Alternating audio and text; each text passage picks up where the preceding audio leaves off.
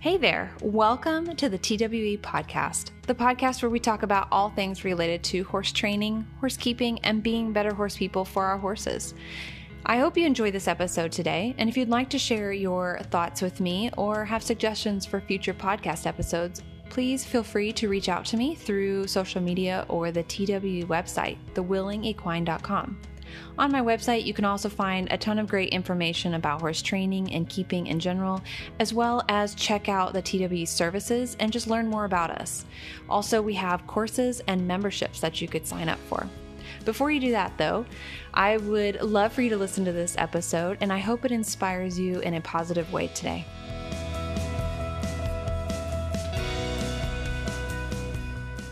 Hey guys, welcome back to another episode of the Willing Equine podcast. Today I have Jim Masterson with us. Jim Masterson was the equine bodywork therapist for the 2006 through 2014 U.S. endurance teams and for show jumping and eventing equine athletes competing in World Cup, Pan American, and World Equestrian Games competitions.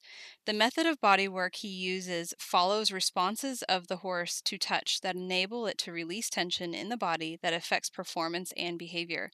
It is a method that anyone can use to improve performance and behavior and to open new levels of communication and trust with the horse. Thank you so much, Jim, for being here with us today. Could you share a little bit about yourself and where you're located and maybe a little bit of your journey leading up to starting what you do with the body work and everything? Sure. So, when you do a bio, you don't know what kind of aspect that people are interested in. But so I like a short bio, but when you read it back, it sounded really long. So No, it's not I'll too try long. to shorten it. But No, we love details. Don't worry about it. yeah. So I started doing this when I was grooming hunter jumpers, and I wasn't interested in equine massage or therapy or anything then, but I was kind of intrigued by when I would watch therapists work on the horses by subtle changes in the horse's behavior.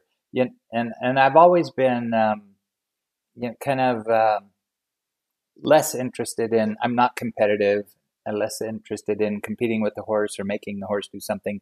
When I was younger, it was just get on and gallop. That was the thing. But that was my only goal. But when I was grooming the hunter jumpers, I noticed when therapists were working on the horses, these really subtle changes in behavior in the horse, and I was intrigued by that. So I started kind of exploring that and trying different things that some therapists were doing, but paying more attention to what the horse was saying with its changes in behavior, which I came to call responses to our touch. And I kind of learned that if you slow way down and back way off, that the horse will start to become aware of what's going on in its body that it's been kind of covering up, and that it'll start to release the tension. And so it turned into this method of body work where you work with the horse and you to release tension in the body. And it turned out to be super effective, and I started doing it and working on hunter jumpers for a living. And I did that for 9 years, like full time. And then people wanted to start to learn it because it's very interactive with the horse. When you start to slow down and pay attention to what the horse is telling you, then it changes the whole game. It changes your relationship with your horse. And people could see that happening when I was working on their horses, and they wanted to learn how to do it. So I started giving seminars, and then I did a book and a DVD, and it turned into this method that I just teach people now. So yeah, I think I own pretty much all your DVDs and books, so I'm a fan.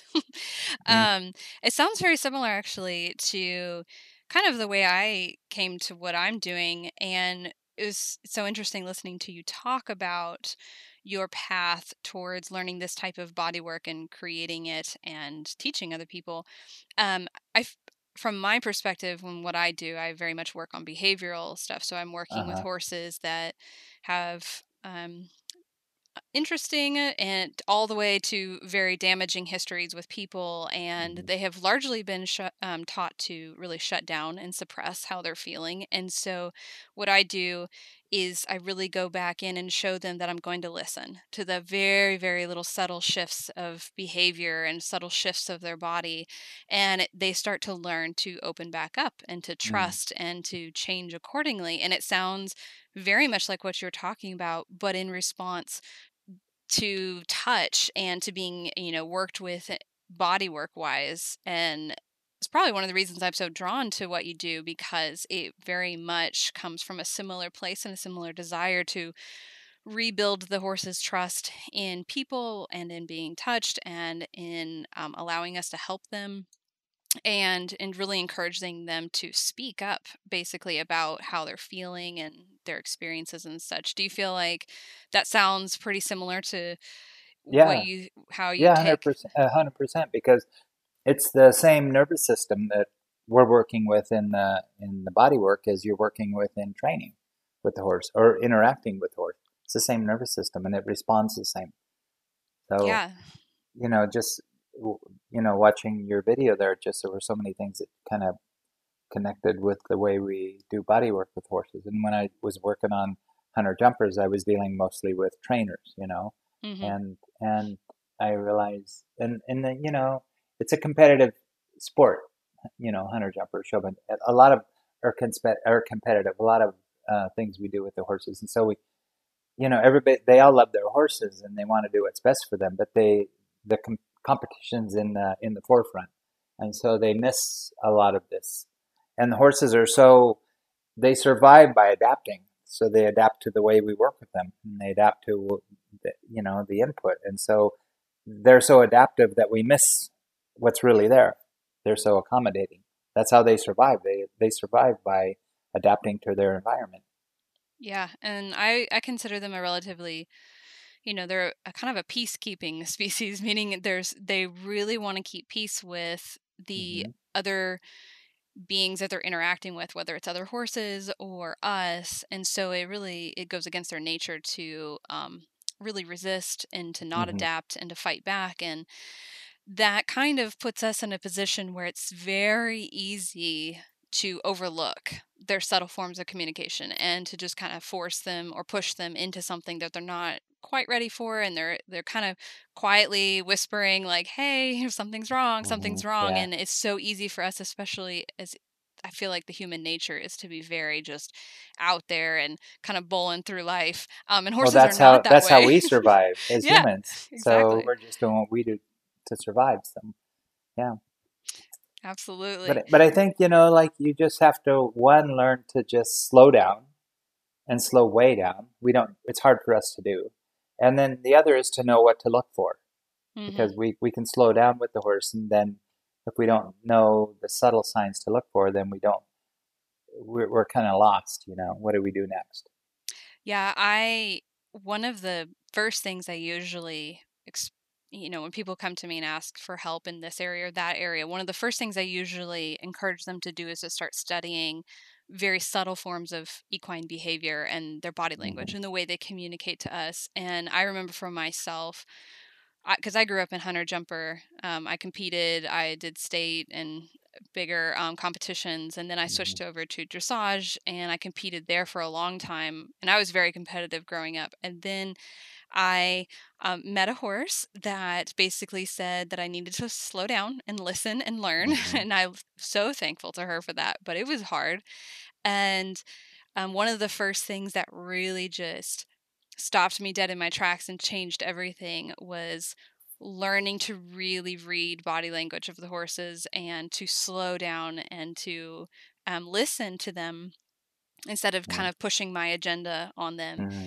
And so that's one of the first things that I encourage others to do, because it's world changing and it's relationship changing, and everything is so different when you can finally not just tell your horse what you want, but also hear back from them. And that's one thing I really love about your work is it is very in tune to that. It's very sensitive to how the horse is responding, and it's, to me, it's not like other body work for horses. Because of that, I find some body work is very intrusive and very just, tie the horse up and make them deal with this discomfort. And we're still too loud about it. And I love how um subtle and patient and quiet your whole body work process is. And I would love for you to explain a little bit more of how you feel your kind of quote process for body work is different than some other forms of body work. Well, you were talking about traditional therapists or massage therapists or whatever are working on horses. They know that it's good for the horse, but the horse doesn't know that. So, Yes. in that sense, they're working a little bit against the horse in a way. And so, when you learn how to pay attention to the subtle signs, well, if you're not really, sensitive energetically or anything, you have your visual cues. So, if you know what to look for, then you can identify when the horse is really not accepting what you're doing. And so um, that's what makes this a little more effective. And it's interesting. You said something that made me think of, when the horse, when you learn how to read what the horse is telling you, like it's a new level of communication with the Mhm. horse. Then that's like a huge jump. But Mhm. then when the horse gets that you're getting what it's saying, that's another huge jump. Yes. So um, that's a really interesting thing. I was talking with Warwick Schiller on a podcast about that, and that was we were talking about that and he kind of got what I was talking about. He already knew it, but Yeah. it's when you learn to read what the horse is saying, it's huge. But then when the horse gets that you're getting it, that changes the whole thing because they let you in. Then that's when they let you in. Yeah, and that's when the trust really starts to build Yeah. up, especially horses that have largely been ignored or Uh huh. um, Which is just most horses which is with most humans, horses. not because we're being mean to them, but because we just don't, Yes, we just don't we're not know. exposed to that yet. That's Yeah. all. And, and I will say that, I work with a lot of people, and that can be really hard to all of a sudden start hearing what your horse has to say about what you're doing. Uh huh. It's hard to embrace that and accept it because it may not be the what you want to hear. Hmm. And um, what's interesting to me, and I've seen this happen many times, where these horses, where largely their history has told them that people don't really pay attention. And then they Hmm. meet somebody, let's say it's me, that pays attention and responds and respects what they are and are not Hmm. comfortable with and all that. um, they start doing things for me and are willing to put up with things for me that they won't do for anybody else. And it's such a beautiful thing to watch and see happen in that trust to really build in their horse's confidence to start really building. And then my task from that point forward is to, to start showing that horse that I'm not the only one that other people will listen to.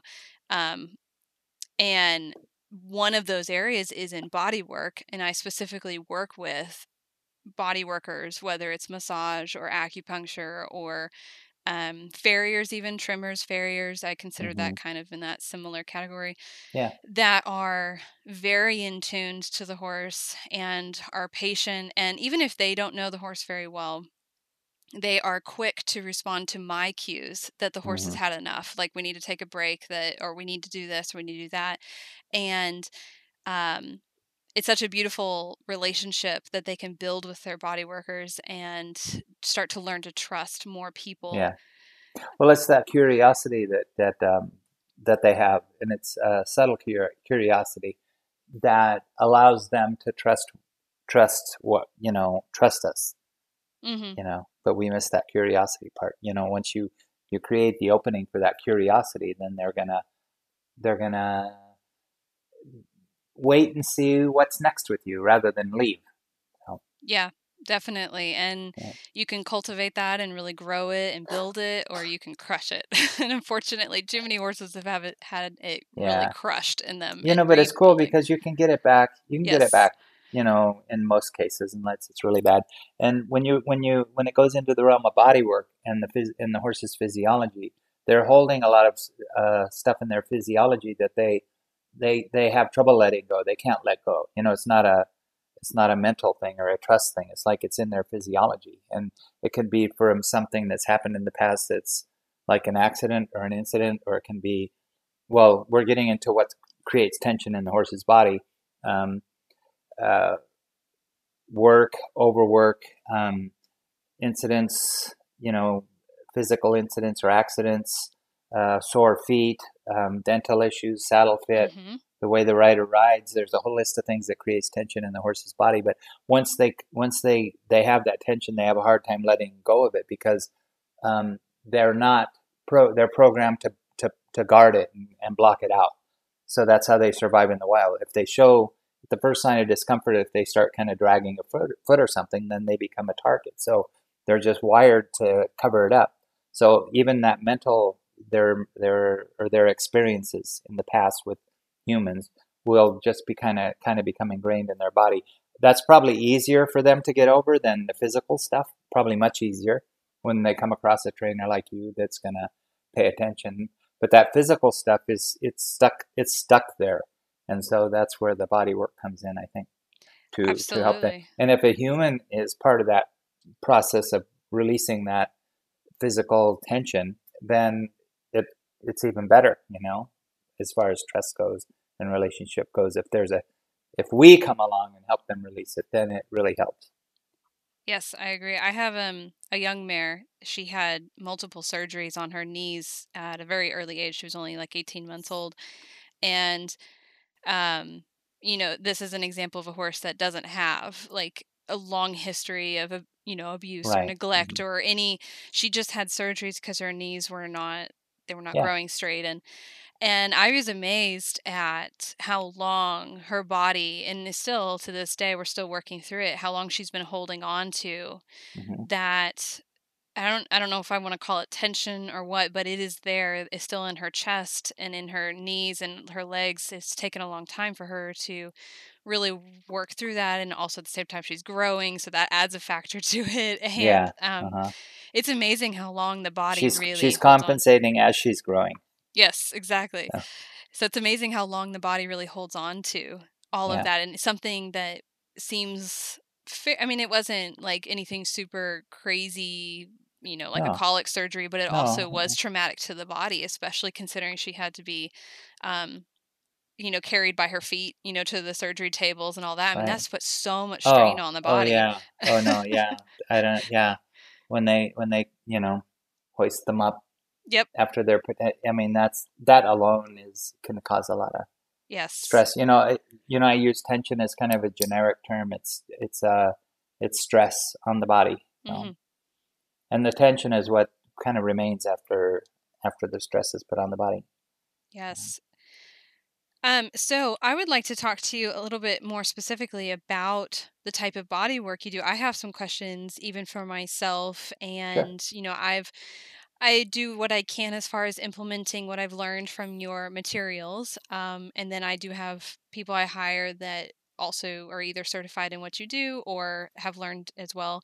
Hmm. And I always have ongoing questions. I guess I should put it this way. I am Okay. always curious to hear how very experienced body workers and horse people like yourself choose to do certain things. And one of the first questions I have is, what's your thoughts on allowing the horse to move around during getting body work, and if they were to want to walk off because something's uncomfortable Hmm. or and then maybe come back, is that something that usually you encourage, or would you prefer the horse to stick around, or kind of what's your process on that? So when you're with this method of body work, we start with really light levels of pressure, and so almost non-pressure, like that bladder meridian technique that we do. There's no pressure on the horse at all. You're just going down the top line of the horse with your hand, very lightly, not even touching the skin hardly. And you're watching for subtle changes in the horse's behavior, which I call responses. So the most common is the blink. So if you're going down lightly, starting at the pole, going down this line called the bladder meridian, and you're watching the horse's eye, and you come across the point where the horse blinks, then that means the horse just felt something under your finger, and so you stay there and do nothing. You just wait. And what you're doing is keeping the horse's attention or awareness on that area that it's been kind of covering up to survive.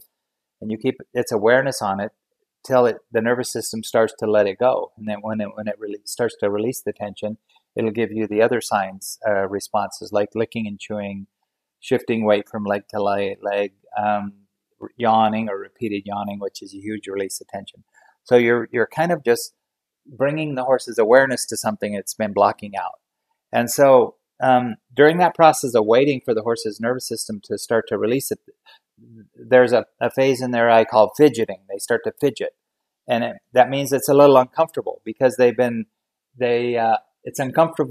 comfortable for them to feel it, and so they want to fidget. And so fidget might be, as in some horses, it might just be like they look around a little bit and then they release, or some horses they might want to walk away from it because it's uncomfortable for them to experience that.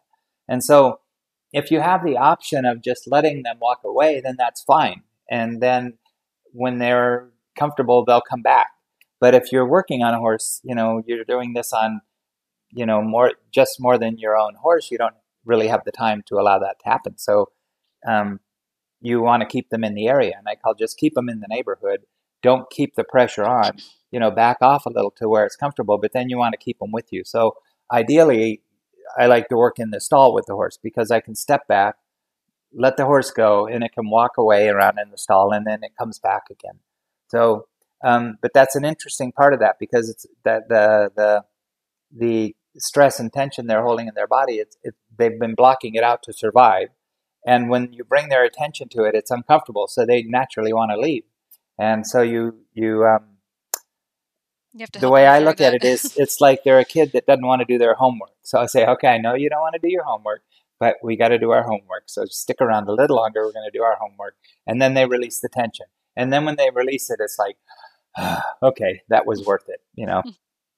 Yeah, that makes sense. And I would imagine the more time you're able to work with the said horse, that they'll start to trust the process a little bit Yeah. more and hang around quite a bit more.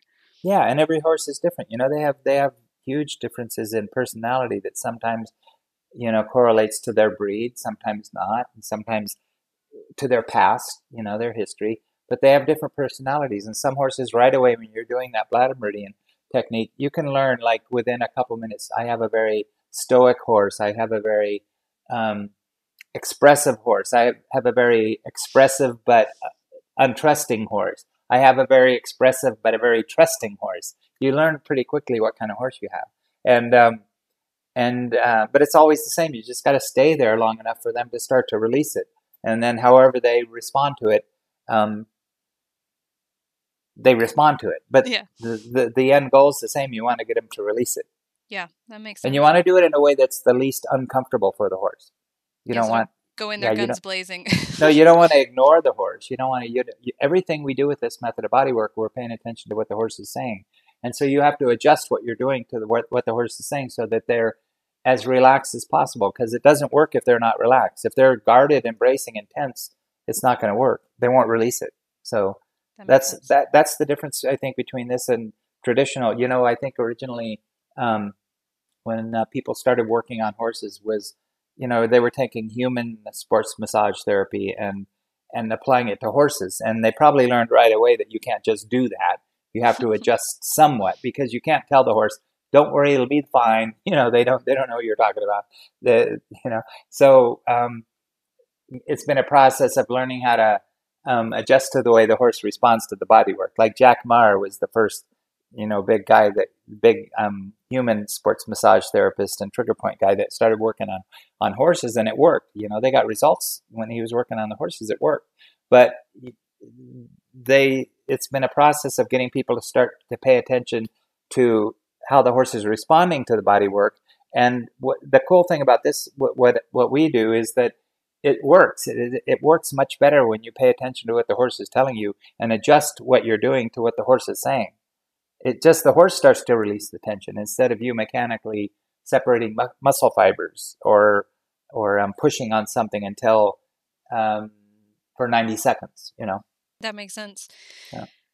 So, what are your recommendations? I got a question from one of my students, and she wanted me to ask you this, and I'm curious to hear your answer as well. It's 25 cents a question, by the way. Okay, sounds good. Okay. You're gonna be rich here in a minute.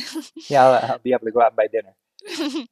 um, what are your recommendations for horses that are really nervous about being touched or don't like being touched. Maybe they have a long, history of having Mm-hmm. really severe ulcers and touching is just low on the, Uh-huh. the list of their preferences. Right. I would imagine, knowing what I know, you just are going to talk about potentially using the lightest possible touch that the horse will accept. Mm-hmm. But I want to hear, what your response to that. Maybe even this horse doesn't even want you to kind of approach or put your hand anywhere near them. What are Right. your thoughts on that? Yeah, so you might go into a stall with a horse, or if you're in the cross ties or whatever, and you go to put your hand up uh, to the horse, and it backs away. Its eyes get wide and it backs away. Well, right away, that's pretty clear. So you back off and you back your hand away. So I always use the bladder meridian technique, which is where we start with the horse, in which I'll do a short commercial. We have a video on our website that's 15 minutes that's free on how to do the bladder meridian. It's very kind of pretty detailed on how to do it. But so, and you start at the pole. Generally, if the horse is way too sensitive to the pole, you start farther down the neck towards the withers. But let's say you go to put your hand up by the pole, and the horse backs away, and its eyes get wide. Well, you back away from, let's say, here's the, you don't have your video on, but let's say here's the horse's neck. You put your hand up there, and it backs away. You back your hand away until the horse starts to relax, meaning its Hmm. head drops a little bit and its eye softens or it blinks. And you can do that technique from 2, 4, 6, 8, 12 inches away from the horse. You just Mm. back your hand away till the horse starts to soften a little bit. When the horse softens, that's where you stop, because that's where the horse's nervous system is going to start to let the tension go. And you can do that bladder meridian technique um, from sometimes a foot away from the horse, and you just wait there until where the horse is comfortable, till the horse's nervous system starts to let go more and more and more, and then it drops its head and it starts to lick and chew or yawn. So you're paying so close attention. Everything you're doing is guided by what the horse's responses are telling you, and you have to find that spot where the horse is able to let it happen. Then do you feel like when you're working at that large of a distance from the horse, meaning your hand isn't even touching the horse Touching at it, this yeah. point, do you feel like at that point you're working more, you kind of preparing the horse for what comes later, or do you feel like you're actively engaging with the body and helping them release tension No, in the body? you're not waiting. You're actively engaging with the body Okay. at that point. You're not just waiting till the horse says, "Okay, I'm going to let you in." You're finding that point where the horse is going to let you in, and you're waiting till the nervous system starts to let go. So Mm. yeah, yeah. So that's a good question. You're actively giving the horse's body a chance to release tension. So I kind of think of it. I learned later, after I was working on horses, I always knew right from the beginning that there's a part of the horse's nervous system that guards and protects what they're feeling, because Mhm. that's how they survive. And there's a part that lets it go. And so you're finding that point where they switch from guarding it to letting it go, and you're staying there long enough for that kind of switch to happen. And so I learned later it was just in the simplistic view, which is my favorite view, that it's this you have the sympathetic nervous system and the Mhm. parasympathetic. So the sympathetic is the fight, flight, or freeze, and the parasympathetic is the relax, rest and digest, they call it, and that's the regenerating part of the nervous system. So Mhm.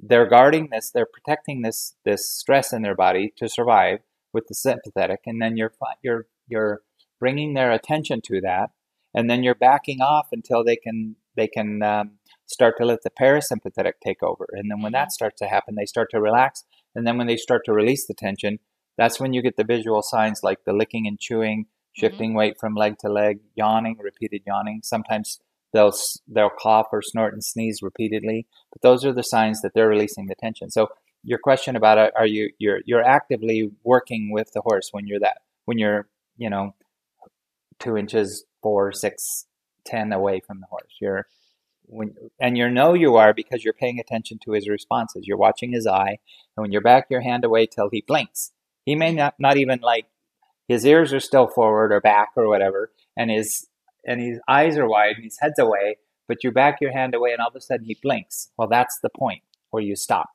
and you wait right there, because that's going to keep his attention on it in a way that he can't brace against it. Mhm. So that's the long answer. The No, short answer to your question was yes. no, I love that answer, which it really, it brings me to something else I wanted to discuss, which is, I don't know if you've heard of the book Language, Signs, and Calming Signals of Horses. Yeah. Hmm. Okay. And she talks, about how these different signs, like pretty much the whole list that you just mentioned, Oh, are okay. signs of, the horse trying to calm themselves down, calm their environment or down, all of that, and it's signs of the nervous system transitioning. Yeah. So I love that this all really is collaborative and works together. And it sounds to me, and feel free to elaborate or correct it, but it sounds to Right. me that maybe with the horses that struggle with being touched and having body work initially, we're really working at a little bit more of a mental state, but it obviously very much correlates to the rest of the body. They're all connected. There's Yeah. not one then the other, and Mhm. then gradually we'll work up to perhaps maybe targeting a specific area as the horse grows more Right. comfortable later on. Yeah. You have to back away till the horse at least can accept it. So that's what the blink tells you. The blink Mhm. tells you that they're feeling it, but they're not bracing against it. So if you Mhm. stay, and that's where the patience comes in. You have to just wait there and allow the horse to start to that transition to take place. And that's the hard part for humans. We have a hard time waiting. We think, Mhm. if less is more, even more less is more, or something. We feel like we need to be doing something all the time. So if you just back away and wait, and that's the hard part of this, is just waiting for the horse's body to start to transition and let go. And if you do have that patience, or all you have to have is enough patience to try it. And then once you see the results, you see the horse start to yawn, see the horse start to wobble from leg to leg from just doing nothing, then it starts to click with us. That sounds very much like my whole journey with horses in general. I used Uh, to not be a very patient person at all. I was definitely a go big or go home, keep putting pressure on, let's make this mhm, happen right now. And some very special horses in my life, really brought that to a screeching halt and started teaching mhm, me the opposite. And so it's been a huge exercise in learning to be very patient. And I remember I first started working with your stuff and finding it during the early stages of that personal growth for myself mhm. that the horses were teaching me. And I remember thinking, oh my gosh, this takes so much patience that I do not have. And so Yeah. it was Well, it's only because definitely, you weren't used to it. That's all. yes. So I had a much easier time with it because I'm naturally lazy. So, and the other part that the other, I joke about this all the time because when I started doing this, working, doing body work with horses, I had no training at all. I was a groom, and so I didn't have any, I wasn't trained to do anything with the horse. So when I started noticing these responses, I call them in the horse, I had the patience to wait to see what would happen and then I also wasn't trained to do anything. So I was uneducated and lazy. So those were my two biggest, advantages over other people that were trained and that were ambitious to get things done. So, Yes, that was me. I'm very yeah. ambitious, and I was And always so taught that you need to get done quickly. you've seen the light. I've seen the light. Yes, and now I have 3 children, so they're continuing to teach me. Oh, good. Oh, yeah. You really have to be patient. I don't have kids. I can't imagine. Oh, yeah, So, yeah. Definitely yeah. between all the horses and the kids, I'm Yeah. learning a lot. We'll just put it that way. Okay, so with that being said, on I know you're not going to be able to give me an answer on this because every horse is different, every Hmm. situation's different. But Well, I might be able to give you some insight, okay, maybe. there we So, go, an yeah. insight. How, on average, maybe, I don't know, in general, how long do sessions usually take? And yeah, so let's just start there. Like, and I guess Yeah. it probably depends on if you're going for like a full body Yeah. session Hmm. or a targeted area. So let's say full Right. body. How So, long? when we work on the horse, you want to do the whole body Okay. because, but you don't have to do it all at once. It's just that you don't want to. So if your horse has a problem, let's say I don't know, I'll pick something. Well, it's an obvious problem. He won't bend to the right, let's say. So you don't just go work on the right side of the neck or the body because he won't bend to the right. And Mm. even if you identify where there's a problem, you don't just keep working on the problem, because that problem is connected to another problem and to another problem. So Mm-hmm. it's really the whole body's involved in every problem. So in general, we always work on the whole horse. We don't just focus on the problem. And we also don't go straight to the problem, because if you go where the horse is most uncomfortable, he's going to brace against it. So you want to go where he's the most comfortable. Mm-hmm. So the answer is all has to do with the answer. One, you want to do the whole horse if you really want to get down to what's going on, but you don't have to do it all at once. But if you're going to do the whole horse on one session, it's going to take probably an hour and a half or maybe longer to Okay. do the whole horse. But that doesn't, if you're working on horses for a living and you got to go from horse to horse, then you have an hour and a half, maybe two, for each horse. But if you're working on your own horse, you can do a little bit every day. But Mm. even if you know where the problem is, on what spot on the horse where you think the problem is, you don't want to just go keep working on that. You want to work on the whole horse, Okay. even if it's over a period of how long? Who knows? A week, Okay. or even the horse's whole life. You just, Okay. you know what I mean? Chip You don't away want to at it. just keep trying to attacking the problem, because the problem is more than that. And also, Mm-hmm. if you keep attacking the problem, the horse is going to start to internally brace against that. That's So good. Yeah, especially for somebody like myself. I have 7 of my own horses and worked full time, 3 kids, all of that. yeah, An hour and a half per horse for a full body session just yeah. sounds overwhelming, to say the No, least. you just do a So, little bit every day, and then you start. If you learn to pay attention to the horse's responses, pretty soon you're gonna know where he's got more going on and where he's got less going on, and so you can come back the next day and you can do a little more, and then you move on, and then you come back the next day and do a little more and move on. And every time you make a change in the horse's body, the horse his nervous system has to process it. So you don't just keep working on it. You work on it a little bit and move on so that they can process that. So does that make sense? yeah, no, that Yeah. that definitely does. That's a great answer and kind But of. but part of that was that once you start paying attention to the horse's responses, it all starts to make sense. Mhm. Everything I'm saying makes sense. And Yeah. you just start to know, okay, he's done here. He's actually stopped responding here because he needs to process it. So you move on and move to the next thing, which the next thing he tells you in his body is probably going to have to do with what you just were working on. Yes, that makes sense, especially the whole body being connected and Yeah, not that's one of my tendencies has always been to oh, I found the you're problem area, I'm going to target it and then I right, just want to attack it. But right. obviously, Yeah, everything is connected and we can't yeah, that's just something I've yeah. been So learning people that over. are very goal oriented, Mhm. it takes a while when they come to our courses and things. They come to our courses. It takes a while for them to shift from that. No, no, I got to fix this. You can't fix anything. If you have that mindset that you want to fix this, the horse is going to internally brace against it, and you're not going to be able to fix it. You're going to just have the horse isn't going to do it with you or cooperate. And if you let go of that idea that you have to fix something, and you make an improvement here, release some tension, move on, make an improvement here, you end up fixing it. But if you have the intention of trying to fix it, the horse will pick up on it, and it won't work. That sounds so familiar and I'm always Yeah, telling cuz it's like like in training, you miss that part where the horse participates. If you're trying to fix something or make something happen. well, and the horse bracing when they sense an agenda. I mean, that's something even in training Oh yeah. I Hmm. will I tell my clients and also myself before I go into sessions um Yeah. if I'm determined that I'm going to achieve, let's say I have a horse that doesn't want to pick up its feet, today we're going Hmm. to pick up your feet. It's not going to happen. It's just Hmm. not. Or it's going to be a terrible mess.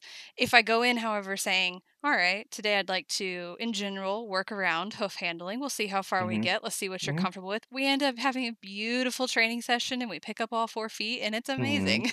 Yeah, it is. It is. Or you just accept that maybe he shifts his weight a little bit. Yes, exactly. Okay, then we're good. We're going to move on, and then we're going to come back, Yeah. and maybe next time he picks his foot up and puts it right down. Okay, we're good, and then you move on and do some more and come back. It's amazing how it's the same nervous system whether you're training or releasing tension in the horse's body. It works the same. Yes, Yeah, that is something I've been learning and loving learning about but how it it's connects. never ending because I've been doing this a long time, and I'm always reminding myself, wait a minute, slow down. You Mm, know, it's not. I'm not going at my agenda. You have to. You have a. You want to help the horse, but you have to let go of your agenda in order to do it, because they'll yes. pick up on your agenda, and it's way too much for them at that point. So Yes, that is a huge thing is our just with the way our brain works and yeah, very it's the way goal-oriented, humans. task-oriented And we agenda. already have a picture way ahead of what we Uh, want. We yeah. have a picture of that, and they don't have that picture. They don't think that way. They just think in the moment. So that's way overwhelming for them. I was about to say, it just, if you sit back and really think about what it must be like from the horse's perspective, they must get so overwhelmed by us and our just come in and conquer mindset that well, a Mhm. lot of us have. And they Um, deal with it just by kind of shutting down and going along. hmm Path of least tuning, resistance. Yeah, yeah, and tuning out as much as they can. as they can. Yeah, Um, it works for them. With us. You yeah, know, well, but it's it's it's not the not, best. It's not the best thing for them. I was about to say we have to define works for. They get to stay alive Yeah, they and get to keep stay alive. Yeah, right. they're surviving a lot of the times, not always thriving Yeah, because of it. So, it's true. Yeah, um, surviving instead of thriving. yep. Yeah. What are your thoughts on horses eating during sessions, especially horses that might be stressed or nervous around people? Is it maybe something you could use temporarily to help the horse, or is that something that's kind of not good? You can, but when they eat, they kind of block out. Food Mm. blocks out everything that, all the sensation that you're. They have to actually, I'm going to do my really terrible Dr. Phil impersonation. Okay. That they have to feel it to heal it. So, so when you're working on them and you start to bring this stuff up, and then it's a little uncomfortable, the first thing they want to do is eat. Mm. And so, as soon as they start eating, they block it out. So, um, if it gets really, when you're working on the horse, they get really, really, it's too much for them, and they just won't let you work on them. Then you let them go, do whatever they want. Hopefully, you're gonna pick up on that before that happens, and back off a little bit so they can handle it. But food kind of blocks out the whole process of them feeling what's going on. So if you Yeah. have the time and you want to just let them go eat, then you can do that, and then you can come back later and Mm. work on them some more. But you have to realize that they're going to go to food pretty quickly because that's how they can kind of block it all out. And the way I look at it, that's how they got in that. They got there by blocking it all out. Yeah. And so, I when I'm working on the horse, I take all the food out of the stall, and I don't. And if there is food on the ground and they go to eat, I ask them not to. And then it's pretty kind of cool because you only have to ask them a couple times, and they get, oh, you don't want me to eat. Mm. A lot of times they don't know what we want, and once they know what we want, they go with it. Do So, you find that there are certain times of the day or certain I'm just imagining for my horses. It's been a while, I'll be honest, since I've done this type of body work with my horses. It's been very stressful life recently, oh but well, I want to get back into it, and I'm picturing my horses' routines, and it seems like an ideal point would be when they're in a more restful state, but also yeah. not really eating. Maybe they're snoozing off under Oh, a tree. ideally it would be when they're done eating and they're standing there taking a nap. Yeah. Okay. But it works best when they're cold. It does. This type of body work doesn't work well after they say you just come in from a lesson or from riding or something, and their nervous system is still kind of Mm, alert and firing. So it works best after they've cooled down okay, and that's a have good point. relaxed a while.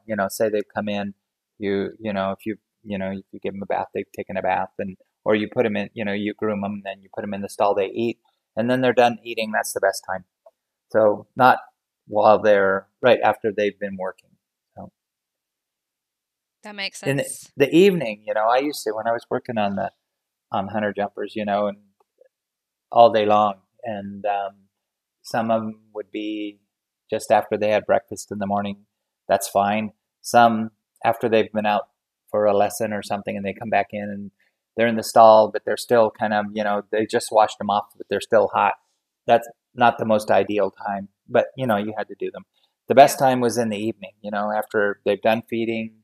The grooms have all gone home, the trainers are gone, and it's nice and quiet in the barn, and they've eaten.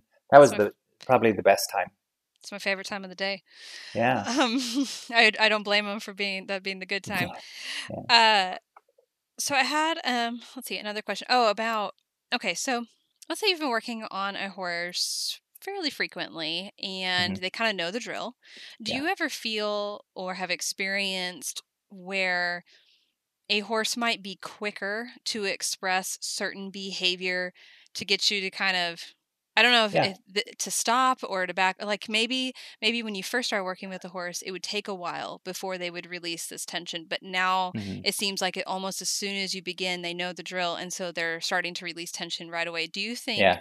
that that's them um kind of trusting the process and releasing tension quicker, or is it Yeah. potentially a little bit also a defense where they're like, okay, I'm going to help this person along and move this along faster and do this quicker? No, no, I don't think that happens. Okay, you They think don't. it's They don't.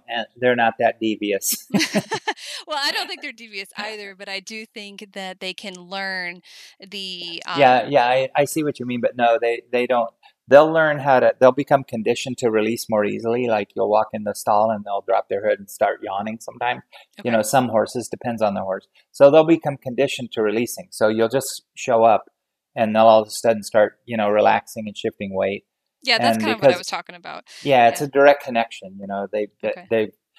Their nervous systems become conditioned to releasing easily, and Mm, yeah, so that happens. But it depends on the horse. Some horses they're always going to be um, apprehensive about it, So, okay. but it doesn't take long if you stay light enough, long enough, they have to release. It's like a state law. They have to release. Their nervous system has no choice. It's that you're bringing their attention to where they're feeling stress, and in a way they can't brace against it, and they'll try to not release it. But if you stay light enough, long enough, and give them nothing to brace against, their nervous system's going to switch from that sympathetic to the parasympathetic, and they're going to start to release. So with some horses, they just become automatically conditioned to that, and it happens easily. And other horses, they don't. You just have to wait each time. Is And that what you meant? yes, that is what Yeah. I meant. And Hmm. you find, I'm kind of assuming this, that the results of that Are the session same. are the same. Okay. Yeah, they're the same. Interesting. Yeah. Well, I'm not going to say 100% of the time they're the same. Those really, really resistant, guarded uh, horses it's going to take longer. And um, at the other end of the spectrum, the horse that completely trusts and completely loves it is going to release a lot easier, and probably is going to be more. It's probably going to be more. But you're still going to get an improvement with those other horses. But Yeah, you like may not get the post. improvement that you were expecting with the horse that completely is tuned into it. Gotcha. So like the Yeah, the post session results as far as their movement and all that appears to be the same even if they are quick to release like as soon as you walked in the stall kind of yeah, example. but that Okay. also depends on what issues they have, and Yeah. how bad they are. So, some horses you're going to peel off really thin layers of the onion, and other horses it's just going to let go. Depending on the physical issue, not even so much their mentality or their trustingness. It might just be plain old physiological. You know, like a horse that's been in a trailer accident and they've really jammed up in their uh, in their trunk and their thorax, and it's been there a long, long time. It might take much, and they're very kind of reactive, like a thoroughbred, very high strung horse. It might take a long, long time to peel off those layers. But you might have another horse that doesn't have a serious issue that they'll just let it go. So Yeah. it's not just the trustingness of the horse. It's the what's causing what you're Mhm. working on in the body. Because That makes you know what I sense. mean? Yeah. Because you Yeah. can release all the tension you want in the horse's body, but if there's whatever the primary issue that's causing it, if you don't deal with that, then it's going to come back again. So if you have a horse with sore front feet or a front foot issue, that's creating the tension in the body, then you can come and release the tension in the body. But if you don't deal with the foot issue, it's going to come back again. So I think that what I mean is, there's a physiological part of this that Absolutely. yeah, Yeah, that. especially, I mean, a good example, the teeth versus the body. You Yes, know, a lot of people want to keep doing body work, but really it's up in the teeth and the head, right. Hmm. and or they just work on the teeth and they forget the body part of it, and Right. it's Yeah, all so connected. yeah, it is all connected. The feet, the teeth, the rider, Mm-hmm. the the saddle is a big issue. Can be a Mm-hmm. big issue, and um, Yeah, so yeah, different horses, and then you've got some, like I've got a senior horse, who, I mean, honestly, his life was just hell, and he has all kinds of hmm remodeled ribs, fused spine, partially dislocated jaw at one point, just like a mess, the poor thing. hmm And so we're just kind of keeping him comfortable at this yeah, point, but yeah. he's going So to be that's your one job, of those that it's like an ongoing, right? just It becomes a maintenance or yes. a management thing or a maintenance thing. So Yes, versus yeah, a repair, because right. it's not going anywhere at No, 27. you just want to keep them comfortable. But Yes. it can be hugely beneficial for the horse because they when they have that much stuff going on, their whole nervous system kind of tightens up to protect everything. And if you Mm. can just come along and do that, the bladder meridian, and just get them to let go of that inner kind of guardedness, and then it becomes easier to deal with the other things. And I get so many emails from people that have gone and done the bladder meridian off of our YouTube videos or the on the website, or got the video, the Beyond Horse Massage or whatever. They do the bladder meridian on their horse, and their horse that has been so tense and guarded and not quite right for years and years and years, all of a sudden just lets it go. And it's from doing almost nothing. That's awesome. That's really Yeah. exciting. You must love getting those emails. That's so exciting to Yeah. hear that. Yeah. Well, on that note, everybody go check out that video and Yeah. Well, check out. it's on our website, mastersonmethod.com. It's on there somewhere. I'm going to bring it up and see if I can find it. So it's just called Light to the, or Bladder Meridian. It's from our Light to the Core video, which is very light techniques. And, I put a lot of stuff out there on YouTube and for free because I want people to go try it Mm. and see if they like it. And if they like it, then they're going to want to come back and learn more. And even if they don't come back, at least they've got a start, at Well, helping their horse. yeah, or even they just got one more experience about learning how to be lighter Yeah. versus Oh, yeah. stronger. Just one more Right. thing, little planting little seeds. Yeah, but it's like we were both talking about. You have to constantly remind yourself, Yes. to soften and back off and pay attention to the horse, because we get, especially when we get on a roll, oh, this is working, this is working, this is Mm. working, and then all of a sudden it's not working. Why isn't And it we have to working step anymore? back and check ourselves. Are we soft? Our intention, is it too strong or too much for the horse? Hmm. Um, Can you tell my audience, Jim, the best way to find out more information? I know we just mentioned your website, but go ahead and mention it again, and yeah, anywhere they it's can find your stuff. Yeah, it's our website is the mastersonmethod.com, and on there we have um, at this. I just went on here to see it. Scroll at the bottom of the first page. You have free educational videos, and I have probably like 20 YouTube videos on different things. And there's one called the Bladder Meridian. Oh yeah, working with the Bladder Meridian. Yeah, it's the first one, and it's 15 minutes, and it explains everything, and it demonstrates. I'm working on a horse, so it shows how it works, and so, I want people to go just try it and see if they like it. But otherwise, you can buy our book, Beyond Horse Massage, and the DVD, Beyond Horse Massage, which is basically what we teach in a weekend seminar workshop. And there's another video called Light to the Core, which is very light techniques, which are super effective. And I'm even getting lighter and lighter the longer I do this. So I need to watch it every once in a while for Remind myself. But yourself. and then we have a 5-day advanced course and a certification process. But it's just step by step. You try something, see if you like it. If you want to learn more, you go learn more. But it's all super user friendly and super. Um, it transforms your relationship with your horse if you're at all, observant of what's going on.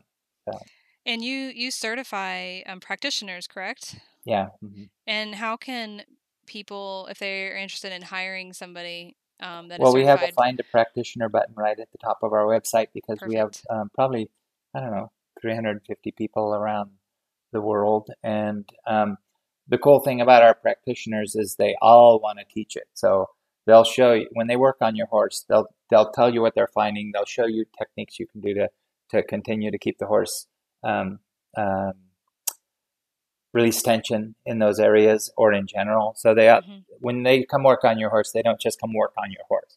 Like they can't not share what they're doing. So They're excited about what they do. they're all addicts, you know. That sounds very fun.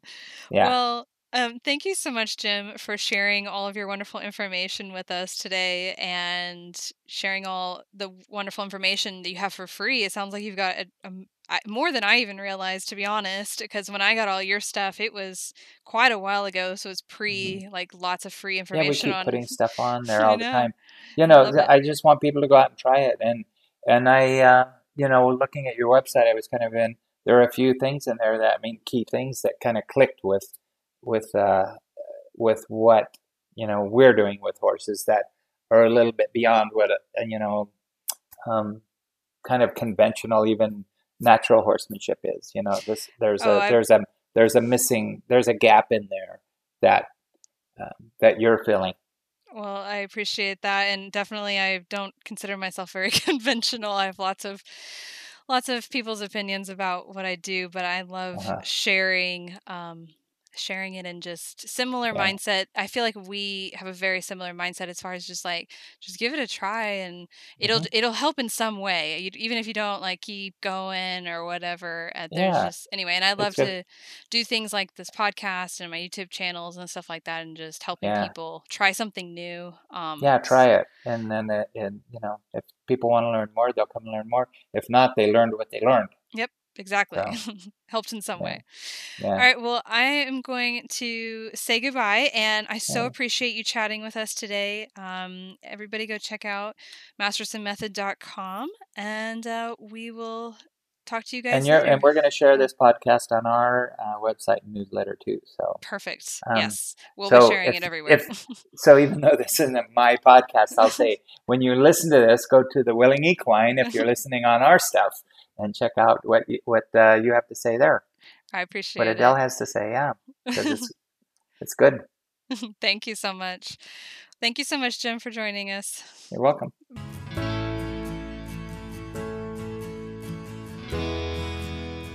Thanks so much for listening. If you'd like to find out more, head to my website, thewillingequine.com. I'm also on a lot of different social media platforms, Instagram, YouTube, Facebook, so check those out.